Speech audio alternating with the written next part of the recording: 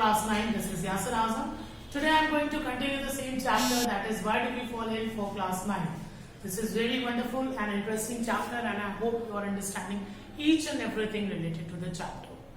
We had completed 3 parts. This will be the 4th one. In previous parts we have discussed about health, disease and its type. Today we are going to discuss about the modes of transmission for diseases. How the diseases are transmitted from one person to another or to a healthy person by any of the means. How does it happen? So there are 2 ways how the disease get transmitted. The very first is direct way of transmission, direct transmission of disease. Another is indirect transmission of disease. As the word suggests, direct means it occur, it transmit to the person when he or she comes in direct contact with an infected person. So the very first parameter will be how we can define the direct transmission. It is when a person, healthy person, comes in contact with infected person. Okay? Infected person, then the disease will be transmitted. And what is the other way? Just you can simply think yourself what are the ways of direct and indirect transmission, but we need to follow the chronology, so we'll go step by step. And the next way is droplets. Which droplets? The droplets from the infected person when he or she sneezes out in public, then may spread the disease. Okay, sitting next to the person means when the person is just next to the infected person and acquires the droplet from that person, that also a type of transmission similar to coming in contact with infected person. Next might we can define as contact with soil. Like in soil Clostridium tetani lives. So when you come in contact with soil, you get hurt, okay, and that is being infected by Clostridium tetani, that will be causing tetanus, cramps in muscles. So this is also one way of transmission, comes under direct transmission. What other we can say about the direct transmission? It is animals bite, okay, like bite of a dog. When a dog bites, it may cause rabies, okay. It is one of the direct contact transmission. Another example we can say through placenta. This is the most important. Through placenta. So this is a kind of transmission which will occur only between mother and developing fetus or mother and her child. Why? Because the placenta is present in females at the time of pregnancy, helping in the exchange of nutrients. If a mother is a sufferer of a disease, okay, just take an example of AIDS or syphilis, any communicable disease, then that disease will be transmitted to the developing fetus, means to the offspring of that particular mother who is already infected. This is also one way of direct transmission of disease. So what we have read in direct transmission, we have read direct transmissions may occur through coming in contact with infected person, having the droplets from the infected person, contact with the soil, animal bites, okay, and through placenta. Now we are going to understand the indirect way of transmission, the indirect transmission of disease. How indirectly it will be transmitted? Indirectly it might be transmitted through vector or carrier. Okay. Vector or carrier, we can take the example of insects. Like malaria is transmitted from one person to another through a female mosquito. You must have read about it.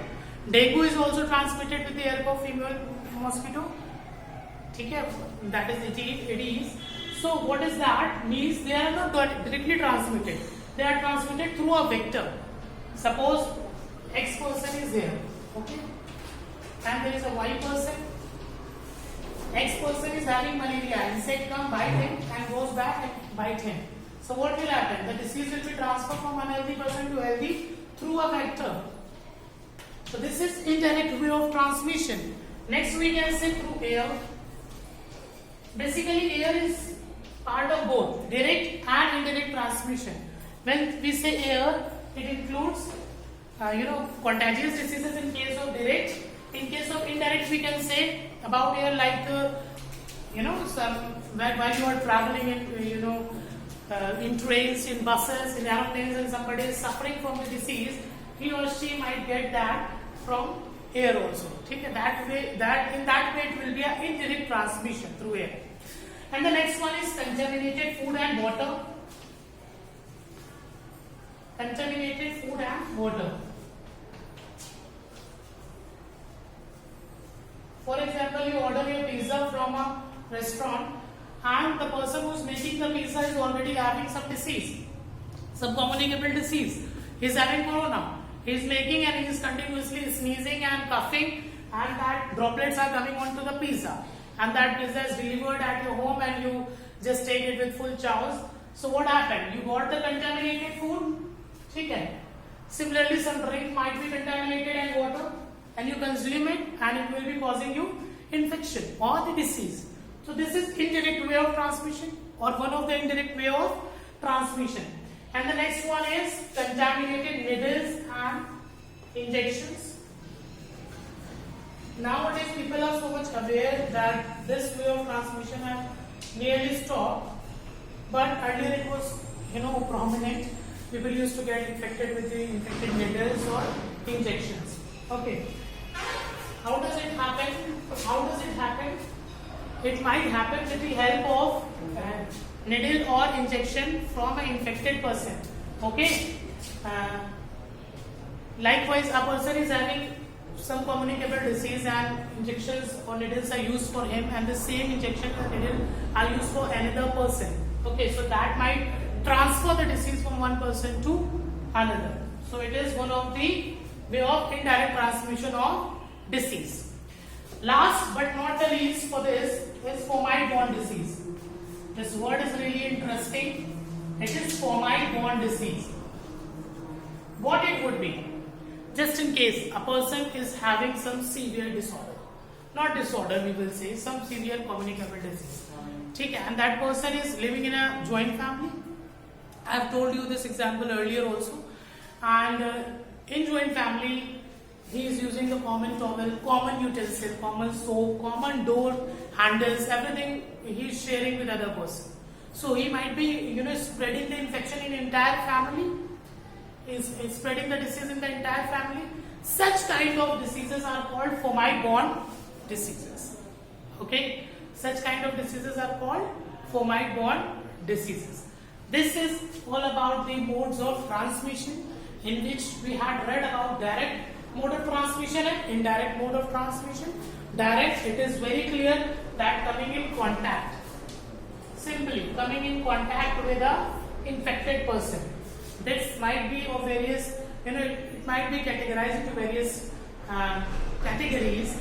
Contact with person or animal as well, because we have given example of animal bite as well. Includes contact with infected person, droplets from the infected person, contact with soil, and animal bite. Now when we talk about the indirect way of transmission, we say about, it may occur with the help of a vector. For example, mosquitoes. Female mosquitoes causes transfer of disease, that basically we can say it act as a vector. Okay, mosquitoes act as a vector. Another way is air. It is part of both. Indirect transmission also in case of droplet transmission, and in case of being at a public place. So it is an indirect way of transmission as well. Contaminated food and water, I have told you, which is already being infected by somebody and then sent it to you, or you have eaten any of the way you have taken it. Next is needle or injection. Through, proper word is through contaminated needle and injections, you can say. And then last but not the least is fomite-borne diseases. This was all about the modes of transmission. In upcoming video, we will discuss about organ or tissue specific manifestations of infections in detail. Till then, stay happy, stay safe, keep working hard. Thank you everyone.